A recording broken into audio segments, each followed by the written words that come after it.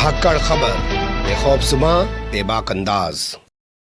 धाकड़ खबर में आपका स्वागत है। मैं आपके साथ हूं अकरम रईस खान। वैश्विक हलचल, जी हां, वैश्विक हलचल का वो ताजा बुलेटिन लेकर एक बार फिर से आपके सामने हाजिर हो चुके हैं, जिसमें हम बात करते हैं देश दुनिया ही नहीं, गाजा, फिलिस्तीन, इजराइल, ईरान, लेबनान, सीरिया, रूस और यूक्रेन की खास तौर पर, और इसके अलावा बहुत कुछ रोचक रूप से जो होता है उससे भी आपको कराते हैं रूबरू, क्योंकि हमारे साथ रोजाना इन तमाम मुद्दों पर बात करने के लिए जुड़ जाते हैं कृष्णकांत जी के जी, जो भारतीय वायुसेना के रिटायर्ड ऑफिसर हैं और जियो पॉलिटिक्स पर वाकई में अपनी पैनी ही नहीं गहरी नजर भी रखते हैं।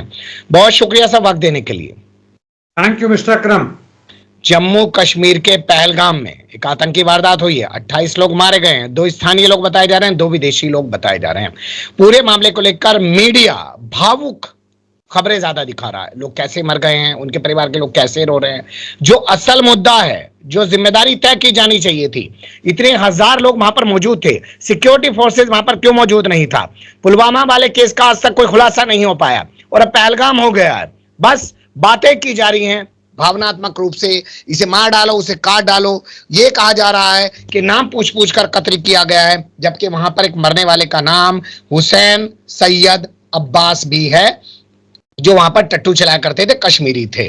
मस्जिदों से ऐलान किया जा रहा है, वहां पर कैंडल मार्च निकाला जा रहा है मुस्लिम कम्युनिटी के जरिए। उन सब चीजों को दूर करके फिर से नफरत फैलाने की कोशिश की जा रही है। आप इस तमाम चीजों को लेकर क्या कहेंगे? देखिए, आपने जो कहा वह सही कहा। हो सकता है इस घटना के पीछे भारत सरकार सही में अनभिज्ञ रही हो। इनकी सारे जो भी इंटेलिजेंस था वह फेल कर गया। क्यों नहीं सुरक्षा था, क्या नहीं था, वह सब गायब हो गया।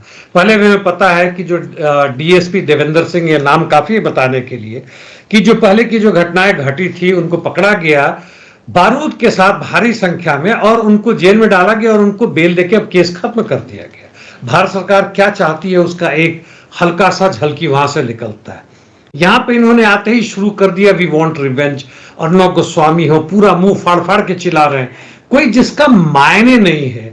दूसरी तरफ छत्तीसगढ़ की भाजपा ट्रेंड करती है और हर चीज हो गया। वो फोटो देख के जो बेचारी औरत जिसका पति मारा गया है वो अकेले वहां बैठी पड़ी है, उसके पीछे लिखते हैं धर्म पूछा गया जाति नहीं। वो क्या चाहते हैं? यानी ये लोग जो क्राइसिस हुआ है, जो बहुत दुखद घटना है, इसकी हम निंदा भी करते हैं, उसका वो फायदा अपनी राजनीतिक रूप में ले रहे हैं और उन सब चीजों को छुपाना चाहते हैं जो देश के राष्ट्रपति, प्रधानमंत्री, राष्ट्रपति को छोड़ दीजिए, प्रधानमंत्री, गृह मंत्री और जितने भी लोग हैं, और हमारे नेशनल सिक्योरिटी एडवाइजर जितने लोग हैं, कहते हैं कि हमने अपने यहां से मुख्य रूप से आतंकवाद को खत्म कर दिया, भले वह छत्तीसगढ़ इलाकों में हो जो तथाकथित रूप से नक्सली करते हैं, या कश्मीर में हो या नॉर्थ ईस्ट में हो। और हम बार बार इन तरह की घटनाओं के सामने आते हैं कि नहीं खत्म किया गया। मुख्य आधार क्या बनता है हमारे उस जिसमें ये लोग बहस करवा रहे हैं टीवी पे? हमारे मेजर जनरल जीडी बख्शी भी चिल्ला रहे हैं, पूरे गला फाड़ के चिल्ला रहे हैं कि 1.5 लाख जो है सो हमारे सैनिक कम है, या 1.25 लाख कम है, जितने क्यों नहीं भर्ती किया गया? जो एक डिवीजन देखता था जिस जगह को, अब वो 2 जगहों को देखता है, कैसे भला उसको कवर कर पाएगा?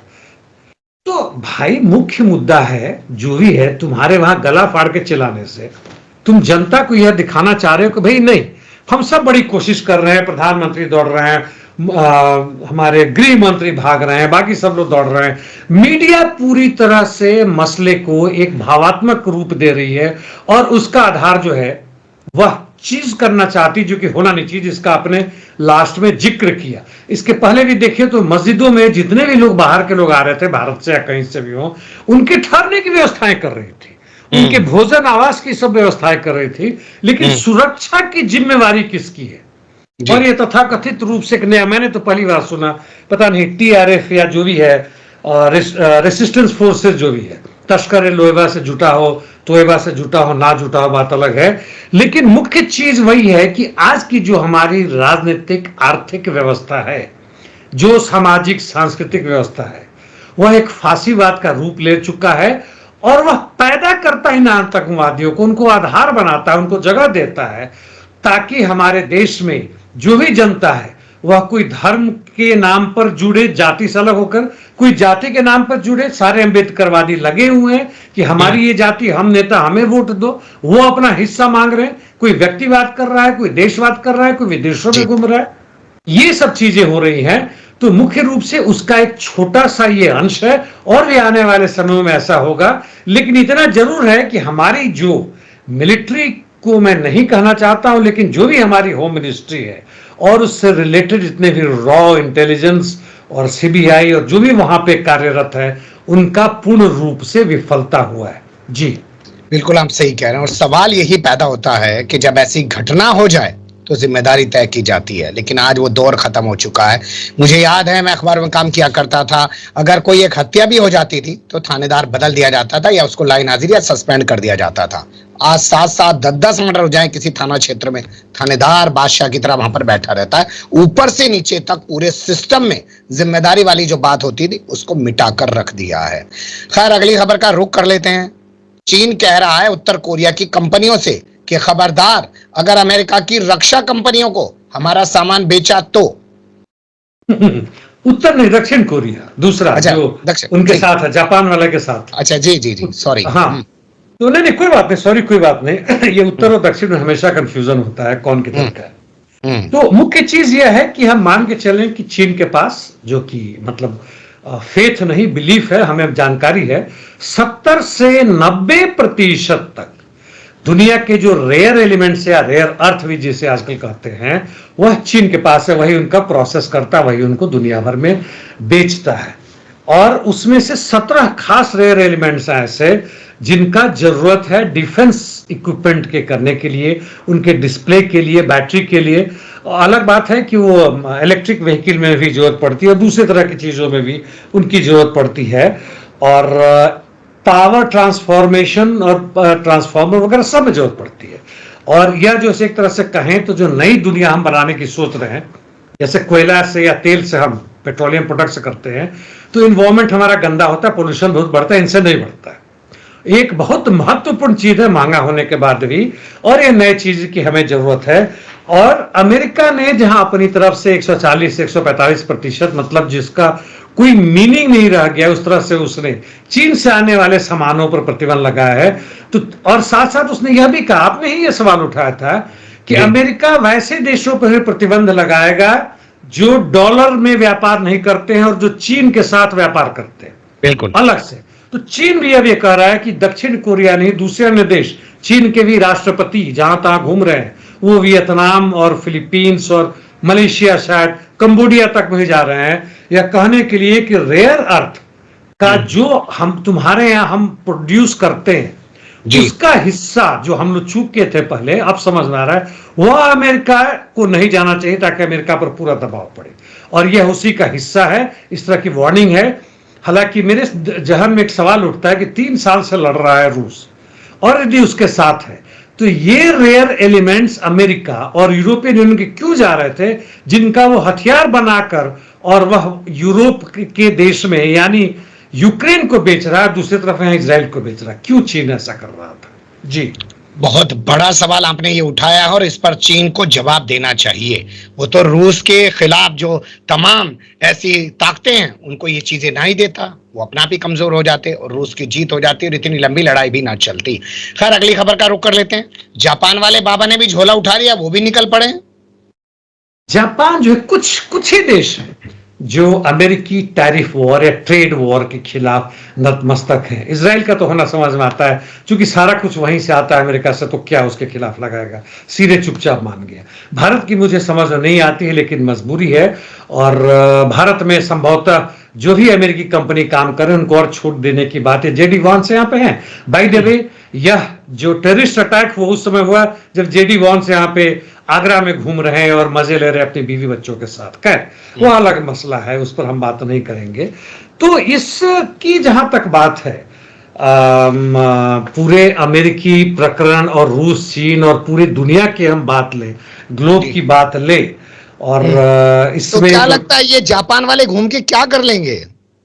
उसमें जापान और दक्षिण कोरिया ये जो हिस्सा कर रहे हैं, मैं कह रहा था कि कुछ ही लोग हैं जो कि उसका विरोध कर रहे हैं, कुछ नहीं कर रहे हैं। दक्षिण कोरिया जिसकी आपने चर्चा की, कि चीन का माल वहां ना बढ़ाए, और जापान, ये लोग कहने के लिए चीन के साथ ही मिलकर बातचीत कर रहे हैं ताकि किस तरह से मिनिमाइज किया जाए अमेरिकी अटैक को। और दूसरी तरफ अमेरिकी दूत बनके जापान का प्रधानमंत्री वियतनाम जा रहा है और दूसरे देशों में जा रहा है, वहां साउथ ईस्ट एशिया में, कह कि वो बड़ा महत्वपूर्ण है, बड़ा ताकतवर है, और उनसे कहने की बात कर रहा है। एक तो बात करेंगे कि अमेरिका की उसके पावर को कैसे घटाया जाए, दूसरे चीन का साथ ना दे, यानी ये लोग शतरंज खेल रहे हैं। जी, अब रुख कर लेते हैं रूस और यूक्रेन से जुड़ी खबरों का। दो अपडेट है सर, और मैं दोनों एक साथ आपके सामने रख रहा हूं और चाहता हूं दोनों पर आपकी टिप्पणी आए। एक तरफ तो खबरें चल रही हैं अमेरिका से, पुतिन के हवाले से भी खबरें आ रही हैं कि साहब जल्द ही जंगबंदी हो सकती है, युद्ध विराम हो सकता है लंबे समय तक। और दूसरे लंदन में तमाम यूरोपीय यूनियन के देश जुट रहे हैं, अमेरिका उसमें शामिल नहीं है, कि अगर अमेरिका साथ छोड़ देता है तो हमें कैसे यूक्रेन को मजबूत करना है। लंदन के पहले लोगों ने पेरिस में किया था, संभवतः हमने उससे बात की थी, और जिसमें अमेरिकी प्रतिनिधि भी आए थे। इसमें भी अमेरिकी प्रतिनिधि आएंगे, वो विटकॉफ हैं या जो भी आए वो आएंगे। और लंदन, फ्रांस, जर्मनी, जिनकी इज्जत बहुत कम हो गई है ट्रंप के आने के बाद से, पूरी कोशिश है कि हमारे भी ताकत है, हम भी एकजुट हों, क्योंकि इनकी जनता सवाल पूछ रही है कि जब अमेरिका हट रहा है तो तुम क्यों फुदक रहे हो। नेचुरली सवाल बनता है इनका। और जहां तक मध्यस्थता की बात है, अमेरिका बार बार यह भी बीच में कहता रहा कि भाई हम तंग आ रहे हैं, मतलब हम कुछ का कुछ कहते हैं, कहां से कुछ का कुछ चले जाता है। लेकिन ऐसा लगता है ये जो तथाकथित रूप से ईस्टर ट्रूस 30 घंटे का पुतिन ने दिया था इसके यूक्रेन के खिलाफ, उसके बाद से इन्होंने कहा था कि अगले 30 दिन के लिए हम एक दूसरे के इंफ्रास्ट्रक्चर पे वॉर ना करें। जेलेंस्की ने प्रस्ताव किया था जिसको पुतिन ने नहीं माना।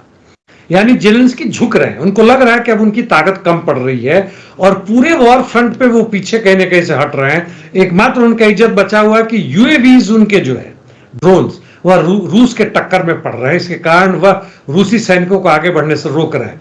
लेकिन अब ये लग रहा है, और संभवतः यूक्रेन की जितने पॉलिटिशियन हैं, मिलिट्री पावर, वो तैयार हो रहे हैं। क्रीमिया को तो छोड़ ही दिया, और जो बाकी 4 स्टेट है, जापोरिजिया और बाकी तीनों जो हैं, उसके लिए भी मन बना रहे हैं कि भाई हमारे पास कोई उपाय नहीं है, साल भर और लड़के लो। उस हालत में यदि हमारी आर्मी का मनोबल पूरा टूट गया तो ये बहुत डीप अंदर आएंगे। और उससे अच्छा है कभी मान लो अमेरिका की बात से कुछ इज्जत बनी रहेगी, नाटो में जाने का ख्वाब छोड़ देंगे वो लोग, कुछ नहीं होगा, और इनकी आर्मी है उसकी भी ताकत बहुत कमजोर की जाएगी। एक ही मुद्दा फंसा हुआ मेरे हिसाब से, और वह यह है कि युद्ध बंद होने के बाद से जब तक बीच में चुनाव होता है, यूक्रेनियन सैनिक अपनी हालत नहीं रहेगी तो कौन सी फौज वहां पे आके वह देखभाल करेगी और मध्यस्थता का काम करेगी। नेटो और यूरोपियन यूनियन के लिए पुतिन नहीं तैयार है। जी, मेरा सवाल एक और है इसी पूरे घटनाक्रम से जुड़ा हुआ, क्योंकि मैं देख रहा हूं यूरोपीय यूनियन वाले, जैसा आपने भी बताया, हम लोग बात भी कर चुके हैं पहले कि कभी पेरिस में और अब लंदन में, ये जो जुट रहे हैं, ये क्या यूक्रेन के कंधे पर बंदूक रखकर अमेरिका को अपनी ताकत दिखा रहे हैं? इसको मैं और विस्तार दे रहा हूं, क्योंकि यूरोपीय यूनियन ने टैरिफ वॉर में अमेरिका पर पलटवार करते हुए 25% का उस पर लगाया भी है। तो ये अपने वजूद के लिए लड़ रहे हैं या वाकई में यूक्रेन के वजूद के लिए लड़ रहे हैं, ये थोड़ा सा क्लियर नहीं हो पा रहा है। जो आपने लास्ट में कहा था बिल्कुल वही सही है, यानी धंधा। आप देखेंगे जब बाइडेन भी राष्ट्रपति थे और उस समय नॉर्थ स्ट्रीम को जो ब्लास्ट किया गया था वो निश्चित रूप से बाइडेन के जानकारी में था, इसमें कोई संदेह नहीं है। जो जर्मनी को तेल देता था और वहां से हर जगह पूरे यूरोप में उसका बंटवारा होता था, रशिया से आके जो सस्ते दर पे मिलता था। और युद्ध शुरू होने से पहले ही बाइडेन ने कहा था कि मैं इस नॉर्थ स्ट्रीम को नहीं चलने दूंगा। केवल बताइए एक अमेरिकी राष्ट्रपति पूरे दुनिया में प्रजातंत्र बहाल करने की बात करता है, वह नॉर्थ स्ट्रीम तेल के मुनाफे के लिए अपने देश की बात कर रहा है। यानी आधार कहां है वो हमें देखना होगा। और वहीं पे आपने कहा कि 25% जो लोगों ने वास्तव में अमेरिका के खिलाफ किया, वहां पे यूरोपियन यूनियन आता है। उसकी जितने भी चीफ थे पॉलिटिकल या इकोनॉमी का जितने भी है, वो खूब फाड़ फाड़ के गला चिल्ला रहे भाई अमेरिका हमेशा सही नहीं कर रहा है। और इसके बाद भी जो हुआ है, भले ही जेलेंस्की नहीं तैयार हुए, व्हाइट हाउस से झमक कर वापस आ गए हों रेयर अर्थ पे, अब रशिया के साथ अब अमेरिका का संधि हो रहा। रशिया कहता है कि हमारे पास बहुत है, घबराओ मत, हम अकेले भी नहीं भोग सकते।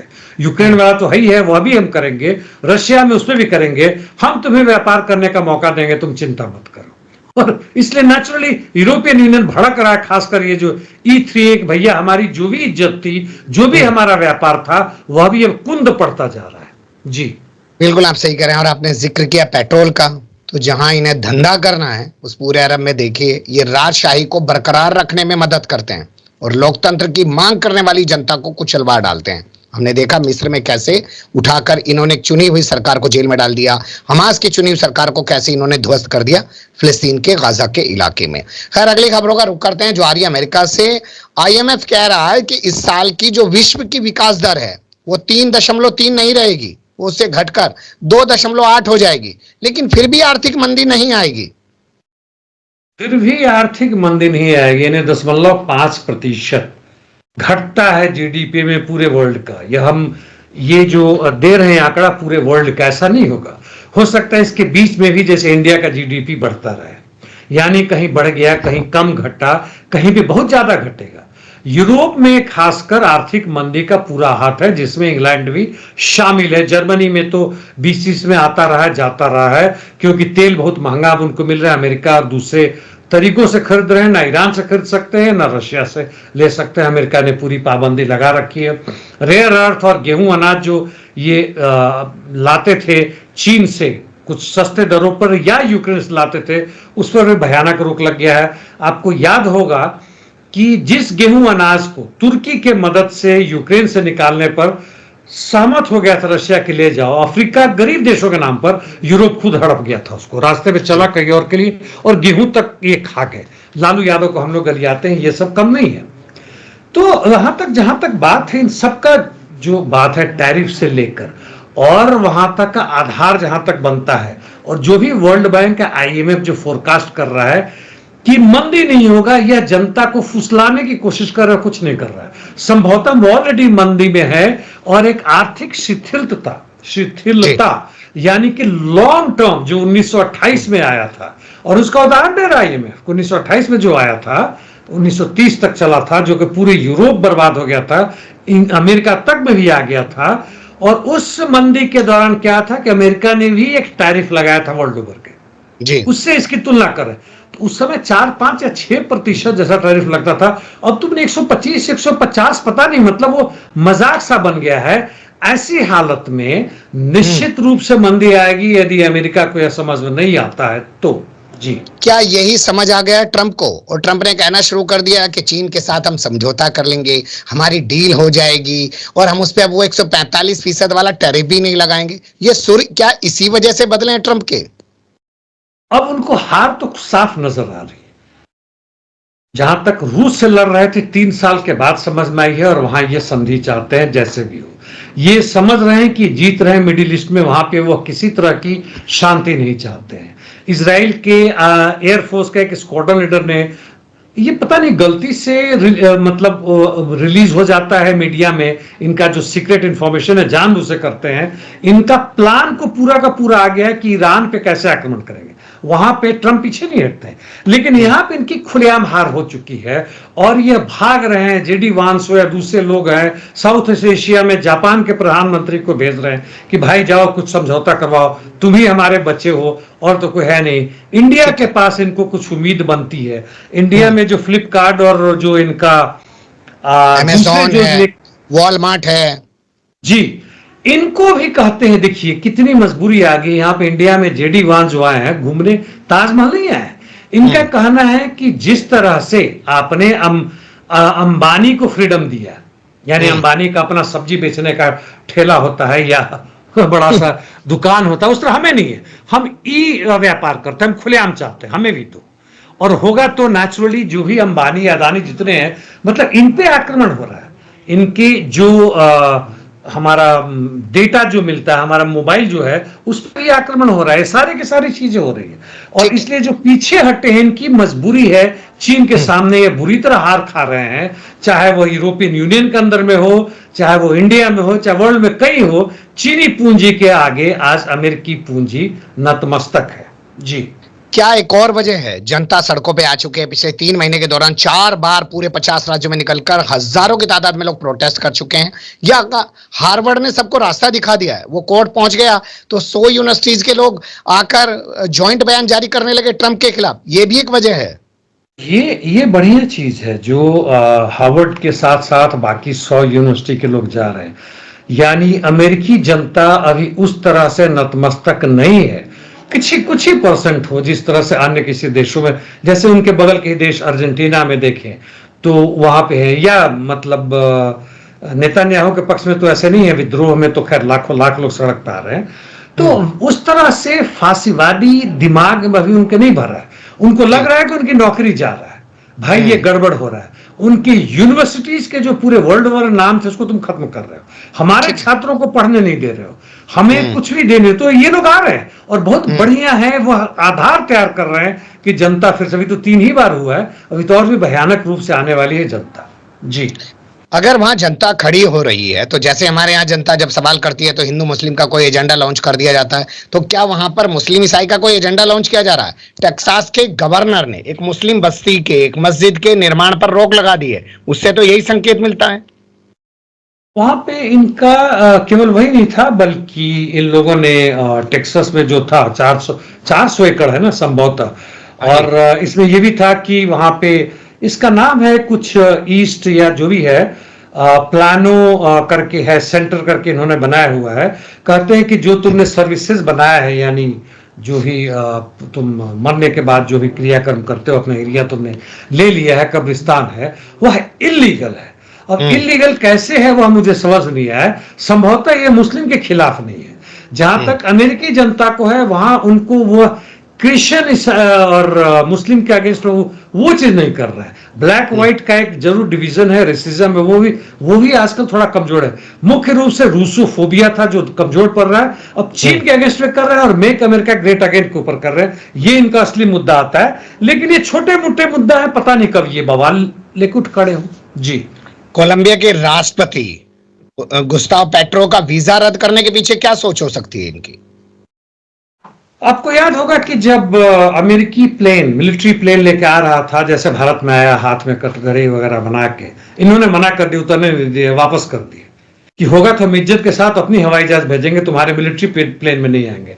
इससे बहुत नाराज हैं ये जो फांसीवादी या नाजी जो होते हैं, तानाशाह होते हैं, उनका बहुत बड़ा ईगो होता है। मेरा फोटो लो, मेरी नाम करो, मेरी बातें करो, मेरे खिलाफ इसने कर दिया, उठा के जेल में डालो। जेल में तो गुस्ताव को नहीं डाल सकते हैं, चूंकि दूसरे देश के राष्ट्रपति हैं, हो सकता है मरवा दें। लेकिन इस बीच में गुस्ताव ने कहा कि संभवतः, जहां तक मुझे देखने की बात है, अमेरिका जाने की बात है, मेरे वीजा को इन्होंने रद्द कर दिया है। तो उन्होंने कहा कि मैंने ट्रंप को बहुत देख लिया, देखने का कुछ खास बचा नहीं है, मेरे लाइफ में और कुछ देखने का है, मैं वह देखूंगा, वह काम करूंगा, इसके बजाय कि मैं अमेरिका भाग के जाऊंगा। जी, लेकिन मुझे लगता है जिस तरीके से गाजा के हक में खुलकर बोलते हैं, इजराइल के खिलाफ खुलकर बोलते हैं, वो भी एक वजह बना होगा वीजा रद्द करने के पीछे। बिल्कुल, वह भी है। और उससे बाकी दूसरे देशों की जनता, शासकों के ऊपर कोई नहीं अंतर पड़ेगा कि देखो, वह भी एक शासक है, कहता है कि ट्रंप के पास भाग के दौड़ने से मेरा कुछ मिलने वाला नहीं है, काफी कुछ देख लिया, कुछ नया पर नहीं है। और इस तरह से बेइज्जती करता है ट्रंप की, और हम उसके आगे पीछे डांस करते हैं। बहुत अच्छी बात है ये। लेकिन आजकल एक गाना फिर से सोशल मीडिया पे वायरल हो रहा है, कुणाल कामरा का, तानाशाह ओ तानाशाह। आप भी सुनिएगा, बड़ा अच्छा गाना है, बहुत अच्छा गाया उन्होंने। खैर, इसी के साथ एक खबर ये चल रही है ट्रंप की, कि ट्रंप बाबा मिडिल ईस्ट के दौरे पर जाने वाले हैं। कतर, सऊदी, यूएई सब जगह जाएंगे। देखिए, वही एक केवल टैरिफ वॉर तो है ही है, जिसके कारण भाग के जा रहे हैं, अपने वाइस प्रेसिडेंट को भेज रहे हैं, अपना एमिसरी बना रहे हैं, जापान, साउथ कोरिया, इजराइल, जहां भी बन सकता है। और दूसरा कारण है कि मिडिल ईस्ट में जनता के खड़ा होने की संभावना है। जो चीजें हो रही है, इनका ख्वाब जो अभी पड़ा हुआ है कि जो भी इजराइल के खिलाफ रेसिस्टेंस फोर्सेस को खत्म किया जाए पूरी तरह से। और संभवतः ये लोग प्लान कर रहे हैं सही मौका देख के कि ईरान पर आक्रमण करें। हालांकि ईरान के साथ रूस का जो स्ट्रेटेजिक मिलिट्री पार्टनरशिप है, उसको रूसी डूमा यानी वहां के पार्लियामेंट ने एक्सेप्ट कर लिया है। पहले उनके राष्ट्रपति आए थे, बातचीत हुआ था, वह चीज हो गई, तो इतना आसान नहीं होगा खत्म करना। लेकिन ट्रंप की मजबूरी है, बहुत खुश होकर नहीं जा रहे थे। ये मजबूरी है उनकी जाने की इन देशों में कि भाई हमारे साथ आओ। सऊदी अरबिया ने बाय द वे $600 बिलियन की घोषणा पहले की थी कि हम अमेरिका जिस रूप में चाहे वहां पे इसको हम लगाएंगे ताकि मेक अमेरिका ग्रेट अगेन हो। यानी खुद अपना जो दुश्मन है उसको मजबूत कर रहे हैं ताकि अपनी राज्य संपत्ति बनी रहे। जैसा आपने कहा, यह लोग छोटे छोटे वहां के मिलिट्री या पॉलिटिकल या रिलीजियस गुर्गे हैं जो कि इन्होंने कब्जा किया है, वो अपनी सत्ता चला रहे हैं, अपना भविष्य देख रहे हैं अमेरिका और इजराइल की मदद से। चलिए अब गाजा और मिडिल ईस्ट से जुड़ी खबरों का रुख करते हैं और पहला अपडेट ईरान से ही ले लेते हैं। ईरान की तीसरी मुलाकात जो है वो 26 अप्रैल को ओमान में होने वाली है अमेरिका के साथ। उससे पहले ओमान के सुल्तान को पुतिन ने बुला लिया, मॉस्को में मुलाकात करी। एक घटनाक्रम ये। दूसरा घटनाक्रम ये हुआ कि ईरान के जो विदेश मंत्री हैं उन्होंने आईएए के चीफ जो परमाणु मामले को देखता है उससे मुलाकात की। ये सब घटनाक्रम जो इतनी तेजी से चल रहे हैं ये क्या कहलाते हैं कि पूरे मामले पर चीन तो सामने नहीं आ रहा, लेकिन पुतिन जो है इस जो बातचीत चल रही है उसमें पूरी नजर बनाए हुए हैं। निश्चित रूप से सीधे के सीधे हस्तक्षेप कर रहे हैं, बाहर दिखा दे रहे हैं। अमेरिका से जो भी बात चल रहा है, शांति वार्ता चल रहा है, क्योंकि कई इस तरह के हमें देखने को मिले हैं जिसका असर होता है। ऐसे समय में पुतिन द्वारा स्ट्रेटेजिक पार्टनरशिप को एक्सेप्ट करना ईरान के साथ, और वह भी करना है कि इनका सुखोई 57 जो कि दुनिया का one of the most modern जो 6th जनरेशन कहते हैं, चीन का जो नया बना है वो टेललेस पूछ बिना का जो बना हुआ है उसकी बराबरी कर सकता है, और ऐसे मिसाइल्स वह ईरान को दे रहा है।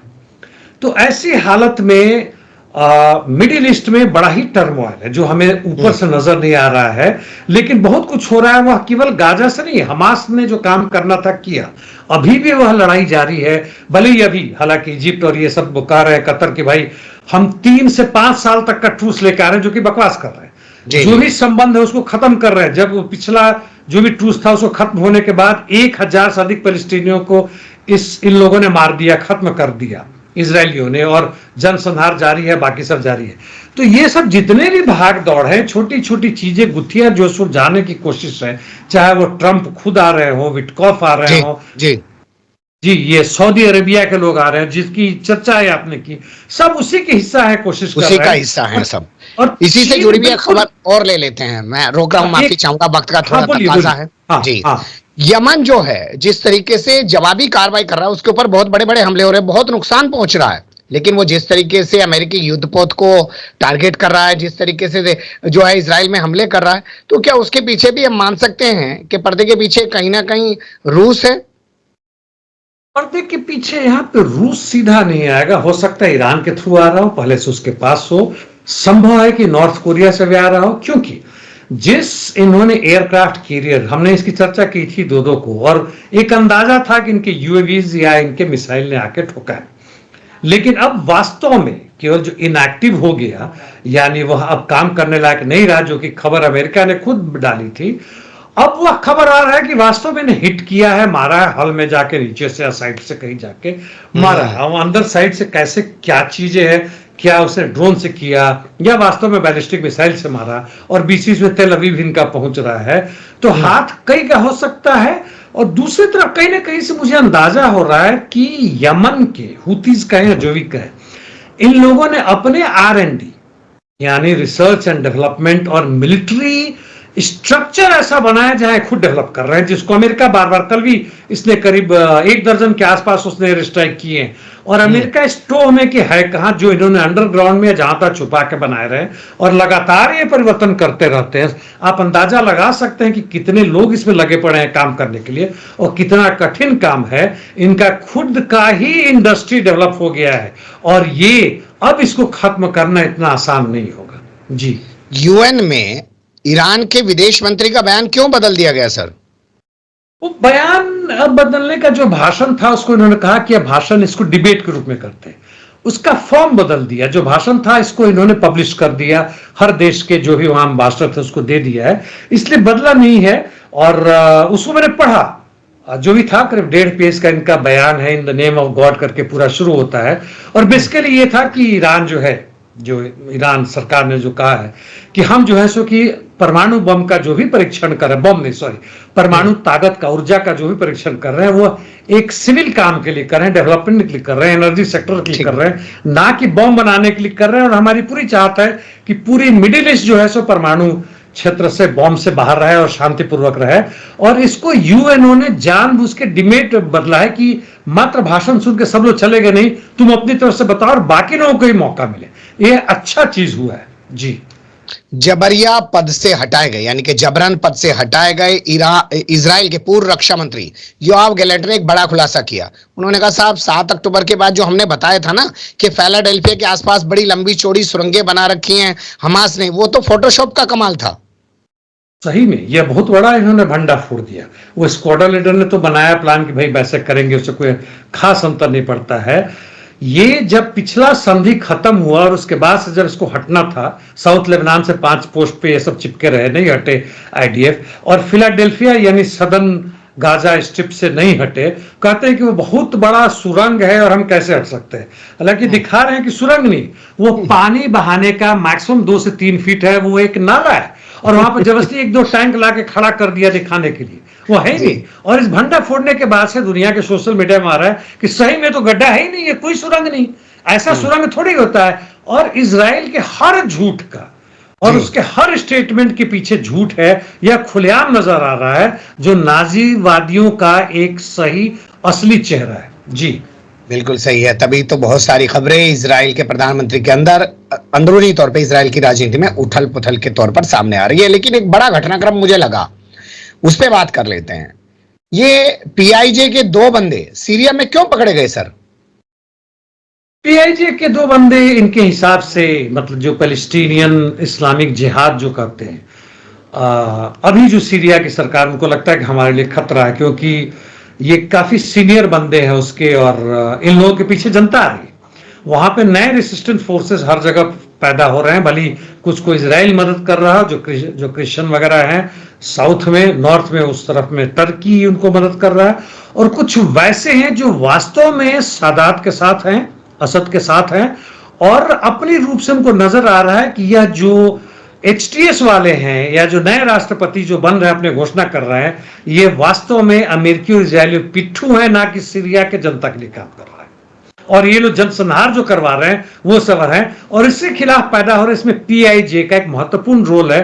तो इन दोनों को पकड़ के समझौता कर रहे हैं कि संभल जाओ, नहीं तो हम तुम्हें ठोक देंगे। संभवतः यही कारण, नहीं तो इन्हें गिरफ्तार करने का कोई कारण नहीं बनता था जी।